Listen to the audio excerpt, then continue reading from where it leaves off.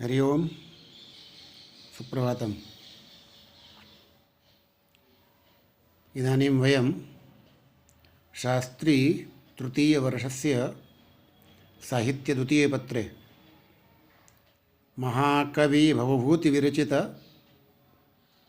उत्तररामचरितम् इति नाटकस्य प्रथमाङ्के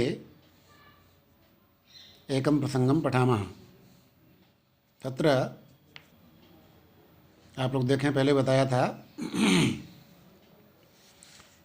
जिस समय राम की बहन जो शांता हैं, भगवान राम की बहन, और उनके पति जो मुनि ऋष्यशृंग हैं, उन्होंने एक 12 वर्षों तक चलने वाला यज्ञ का आरंभ किया है। तो वहाँ पर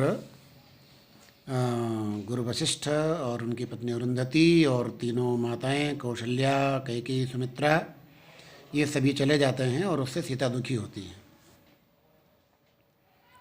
तो उसके पश्चात उनको सांत्वना देने के लिए और भगवान राम अंतापुर में प्रवेश करते हैं। तभी वहाँ पर और द्वारपाल आकर के सूचना देता है कि द्वार पर अष्टावक्र मुनि आए हैं। उनको प्रवेश कराते हैं। फिर अष्टावक्र प्रवेश करके राम और सीता से कहते हैं, प्रविश्य अष्टावक्रः कथयति स्वस्तिवाम, तुम दोनों का कल्याण हो। किन दोनों का? राम और सीता को आशीर्वाद देते, राम और सीता का कल्याण हो। राम ने कहा, भगवन अभिवादये इत आस्यताम, भगवन मैं आपको प्रणाम करता हूँ, इधर बैठिए। सीता कहती है, भगवन नमस्ते, अपि कुशलम सजामातृकस्य गुरुजनस्याज्ञायाः शांतायाश्च। पूछती हैं, बुला रहे हैं उनके पास, ऋषिशृंग के पास से आए हैं। कहते हैं, भगवन नमस्कार, कि हमारे दामाद के साथ और सभी गुरुजन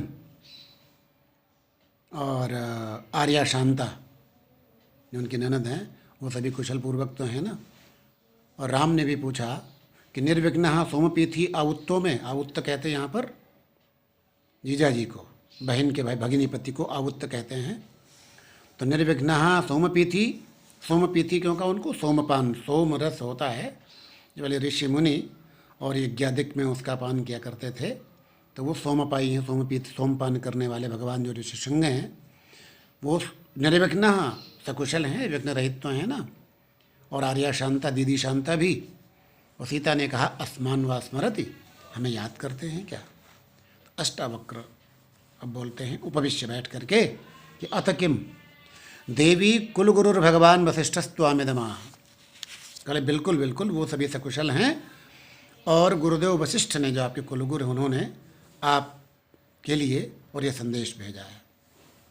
सीता को कहते हैं अष्टावक्र कि विश्वम्भरा भगवती भवती मसूत राजा प्रजापति समो जनकः पिता ते तेषां वधूस्त्वमसि नंदिनी पार्थिवानां येषां कुलेषु सविता च गुरुर्वयं च। कहते विश्वम्भरा भगवती भवती मसूत, जो विश्वम्भरा, विश्वम्भरा कहते हैं पृथ्वी को, तो भगवती पृथ्वी ने भवतीम असूत, भवतीम यानी आपको, असूत जन्म दिया है, हैं?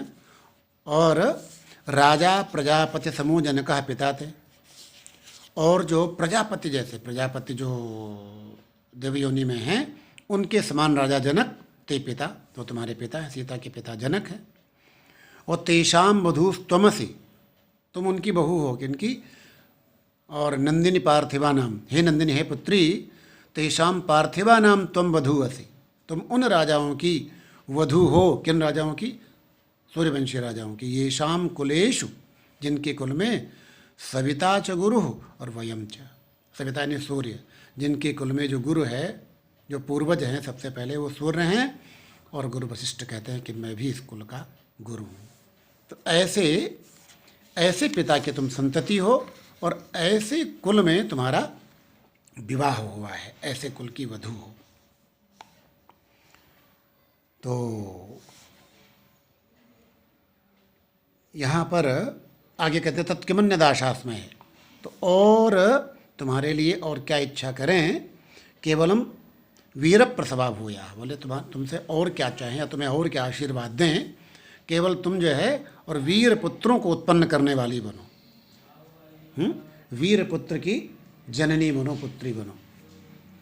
राम कहते हैं अनुगृहीता स्वाहा, हम अनुगृहीत हुए आपके इस आशीर्वाद से और बड़ी कृपा है आपकी। आगे बोलते हैं राम, बहुत बढ़िया श्लोक है, ये भी ध्यान रखिए आप कि लौकिका नाम ही साधूनाम अर्थम वागनुवर्तते ऋषीणाम पुनराद्यानाम वाचमर्थोनुधावती। लौकिका नाम ही साधूनाम, क्यों ही यहाँ पर निश्चयार्थक है। निश्चय ही ऐसा है कि लौकिका नाम साधूनाम वाक अर्थम अनुवर्तते। जो लौकिक साधु पुरुष हैं उनकी जो वाणी है वो अर्थ के पीछे चलती है। लौकिका नाम साधूनाम वाक अर्थम अनुवर्तते, अर्थ का अनुगमन करती है।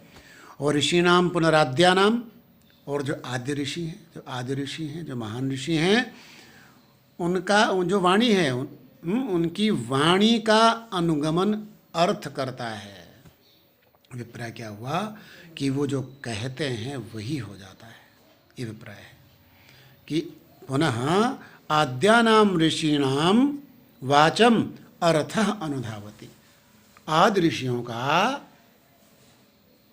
ऋषियों की वाणी का अनुगमन अर्थ करता है, अर्थात वो जो उनका जो है जो वाक्य बोल देते हैं वो सत्य होता है, वो सत्य होता है। राम ने कहा क्रियते यद्देशा कथयति। एक सेकेंड, फिर अष्टावक्र कहते हैं कि इदंच भगवत्यारुंधत्या देवी भी शांतया च भूयो भूयः संदिष्टम।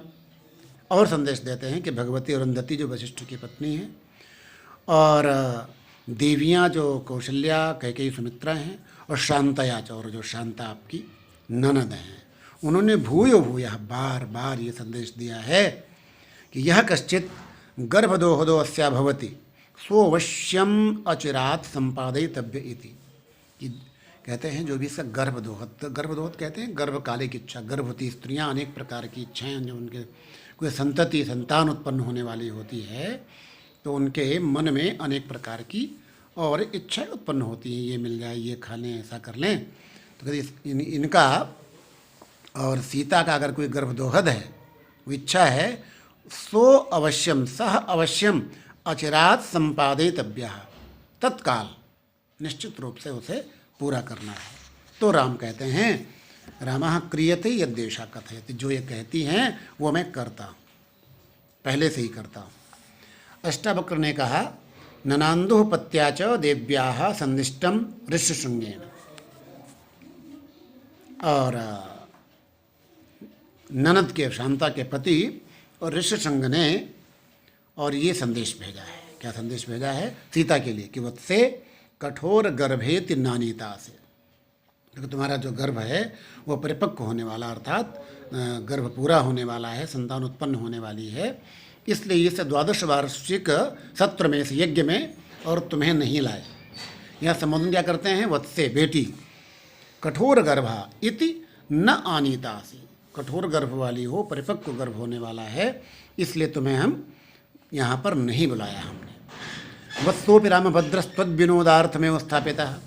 और बेटा जो राम हैं, श्री रामचंद्र के लिए भी कहा कि वत्स जो रामचंद्र हैं उनको भी तुम्हारा मन लगाने के लिए कि तुम्हारे साथ रहें, तुम्हें किसी प्रकार का और कष्ट नहीं हो, दुख नहीं हो, तो उसके लिए जो है राम को वहाँ हमने और छोड़ा है, राम को भी नहीं लाए।